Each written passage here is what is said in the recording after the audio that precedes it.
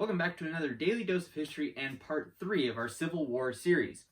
Judging by my appearance, haircut excluded, what do you think we're going to be talking about today? It's not coronavirus, though if it were, I'd be very well protected. No, we're going to be talking about the medical conditions that the Civil War soldiers faced. And let me tell you, if they had this stuff, things would be so much easier for them. Let's get started. This graph right here is a breakdown of all of the deaths from all the states that fought in the Civil War.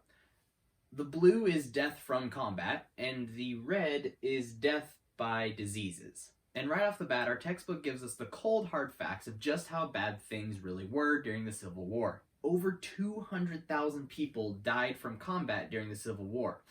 And on top of that, twice as many, 400,000, died from diseases. Here's a real-world comparison as to just how bad that actually was. As of filming this video on Monday, June 8th, the entire world has a death count of 397,000 due to coronavirus. Yes, that number is awful, and by no means am I taking this situation lightly, but that's for the entire world. So 400,000 people dying from disease in one war with one country participating is just absolutely mind-boggling. And on top of that, the total death count for the Civil War was 620,000, which means 65% of all deaths in the entire Civil War came from diseases. So then why was medical care so bad? Well, doctors did not have the skills to heal many of the injured and sick troops. Surgeons knew little about what caused infections and rarely washed their hands or their medical tools. As a result, infections spread from one patient to another. Surgeons also ran out of anesthetics, which are drugs that make patients unconscious during operations. Without anesthetics, many soldiers suffered great pain during life-saving operations. So basically, there's no chance that these doctors would be any help to us during this current pandemic we're in. And even if they did make things all clean, their tools they were using really weren't that helpful. Basically, if a soldier injured his arm, they'd chop that thing right off. Hand, adios. Foot, that's gone too. Leg, sure, why not? If there was any deep cut on your body, the chances of it getting infected were a near guarantee, and so in order to prevent the spread of infection from going further, doctors would just chop things off and think that was going to make it better. Although in doing so, these amputated soldiers weren't very effective after the fact, and even then, most of them died from infection from that amputation. Oh, and by the way, a lot of the doctors didn't even have the proper medical information to treat their patients, and so they would give them medicine thinking it would heal them, when in fact it did the exact opposite and sometimes made things worse. Boy, if these doctors were around nowadays, there would be lawsuits out the wazoo. Although they did come up with the clever idea of using tree branches as a splint for a broken leg.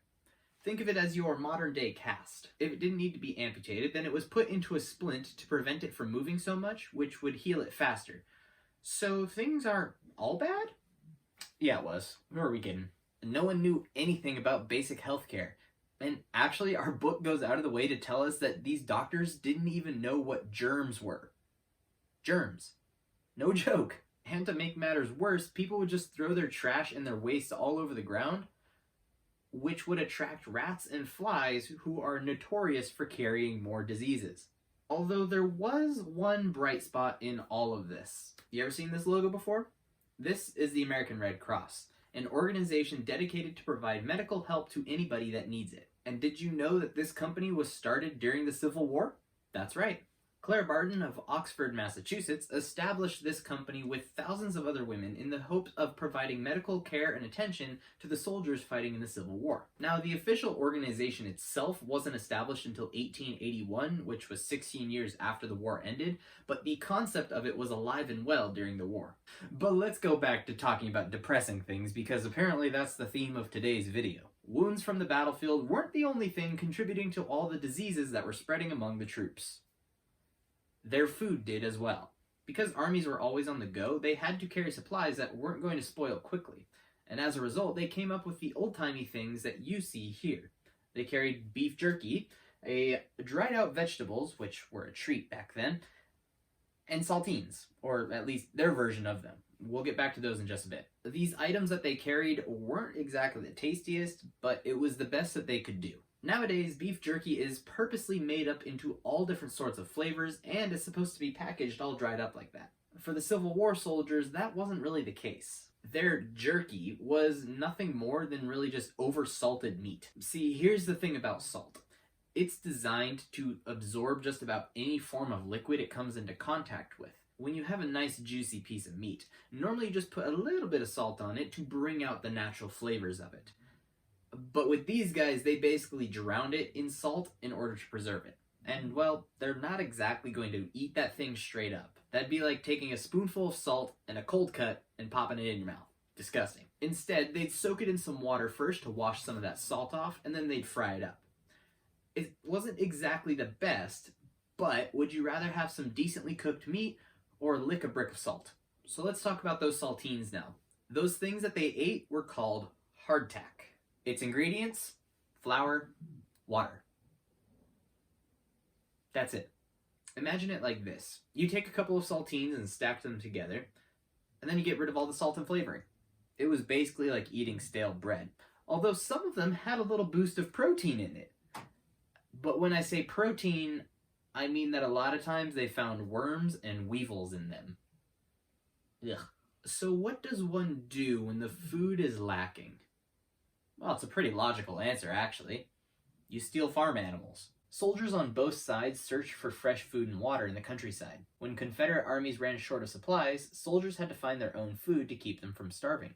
Both Union and Confederate soldiers hunted for game, picked berries, and took fruit from orchards. They also stole cows, pigs, and chickens from nearby farms. When they had the opportunity, soldiers would invade enemy camps for supplies. Basically, in addition to being soldiers, when their tummies started a-rumblin', they became part-time thieves. Like I've been saying, nothing about this war was glamorous. But guys, that's going to do it for today's Daily Dose of History and part 3 of our Civil War series.